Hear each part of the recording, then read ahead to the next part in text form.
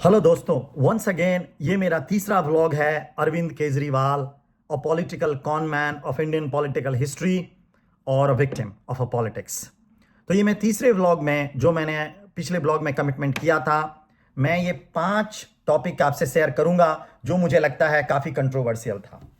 पहला, आपने देखा होगा अरविंद केजरीवाल एक छोटी पार्टी, एक छोटे से सिटी स्टेट में उनका राज, लेकिन आप नेशनल टीवी न्यूज चैनल पे यदि सबसे ज़्यादा ऐड किसी का देखते होंगे, रादर मैं तो बोलूँगा कि बीजेपी और कांग्रेस से बहुत ज़्यादा, तो वो है अरविंद केजरीवाल और उनकी आम आदमी पार्टी का। और उनका ऐड इस तरह का था जैसे लगता है कि वो सेल्फ ग्लोरीफाइंग ऐड, सर्वे सर्वा अरविंद केजरीवाल और कुछ नहीं। तो उन्होंने पैसे को बहुत ज़्यादा पॉलिटिकल ऐड के लिए उन्होंने खर्चा किया, कंट्रोवर्शियल एड्स। दूसरा, उन पे लगा नेपोटिज्म एलिगेशंस। आपको पता होगा कि उनके कई सारे अपॉइंटमेंट में, इंक्लूडिंग स्वाति मालीवाल जी का जो अपॉइंटमेंट था, जो बोला जाता है कि उनके करीबी बिजनेसमैन नवीन जिंदल की वो वाइफ थी, उनका परहैप्स सेपरेशन हो गया और उन्होंने दिल्ली महिला आयोग की चेयरमैन नियुक्त किया। उसके अलावा बहुत सारे ऐसे एग्जाम्पल्स हैं जो अपने पसंद के ब्यूरोक्रेट्स, ऑफिसर्स का उन्होंने अपने चहेते जगह पे अपॉइंटमेंट किया। कई सारे इनके जो क्लोज के मिनिस्टर हैं, उनके बेटे बेटियों का कई ऐसे जगहों पे, including Delhi Mohalla clinic and all, advisory board में a certain amount of money की मंथली सैलरी दे करके अपॉइंटमेंट।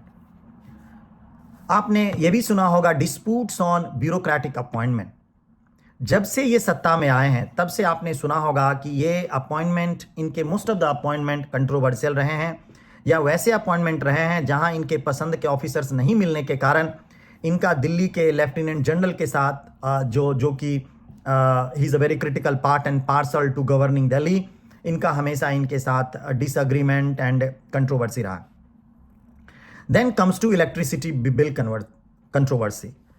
ये बात भी सही है कि इन्होंने 2 अच्छे काम आम नागरिकों के लिए दिल्ली में किए, स्पेशली वन, इनके बारे में ऐसा बोला जाता है कि इनका कंपैरेटिवली इलेक्ट्रिसिटी वाला जो गेम प्लान है that has worked, specially the privileged and under privileged people of Delhi. दूसरा, इनकी मोहल्ला clinic was definitely not a successful, but it's a partial successful and we need to give him some credit about this. But इसके बहाने, इन 2 चीज़ के बहाने, इन्होंने जो और भी सारे काम किए, जो मोस्ट ऑफ द इनके जो वर्क हैं वो almost covered with the corruption. That was a very big I catcher for a normal people like me who used to think that this person, this party is going to do differently, behave differently, come with some sort of new type of politics, but he disappointed us. ये तो मैंने 3-4 चीज़ ऐसे गिनाए। उसके अलावा overall यदि आप देखोगे अरविंद केजरीवाल की पॉलिटिक्स, वो नॉर्मल पॉलिटिकल पार्टीज की तरह रिलीजन को लेके पॉलिटिक्स, कास्ट को लेके पॉलिटिक्स, रीजन को लेके पॉलिटिक्स, इंक्लूडिंग पंजाब में जो इनकी पॉलिटिक्स रही है, that was not very good sign for overall on India, in India as a country and all. और बहुत सारे सेपरेटिस्ट लोगों के साथ इनके रिलेशनशिप बताए गए हैं, कईयों के साथ इनकी मीटिंग सार्वजनिक की गई है इनके अपने ही दोस्तों के द्वारा, and so on and so on. And हाल के दिनों में तो मैंने जो इनकार, इनके पार्टी का स्तर गिरते हुए देखा, शायद ये 50 साल हो गया रहता, 100 साल हो गया रहता इस आंदोलन का, और इस तरह का इंटेग्रिटी, अकाउंटेबिलिटी में गिरावट होती तो लोग use to take it that okay this is the decline in as the time. But ये 10-11 सालों में उन्होंने जो अपना डिक्लाइन, मोरल वैल्यूज, इंटेग्रिटी, और सारे इन्होंने ये दिखाया कि वो सारे झूठे थे, सारे ड्रामा थे, सारा उन्होंने सिर्फ लोगों को बेवकूफ़ बनाने के लिए किया था। तो ये बहुत ज़्यादा डिसअपॉइंटमेंट, और ये डिसअपॉइंटमेंट ऐसे हैं हम जैसे लोगों के लिए which is a very very disheartening, क्योंकि इसका सबसे बड़ा इम्पैक्ट जो होगा, लोग आने वाले जनरेशन में जो नई तरह की राजनीति के बारे में सोचेंगे भी इनसे अलग होकर के, people will not trust them easily.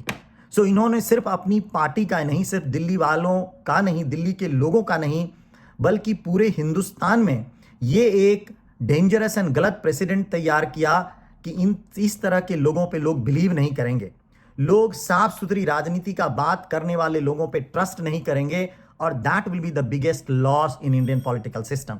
So in my understanding, I believe that Arvind Kejriwal was the biggest con man and the fraud of Indian political system. If you think differently, please share your comments in the comment section, and if you like my channel, like, share and subscribe. Till the time, thank you so much. Keep watching and speak to you soon.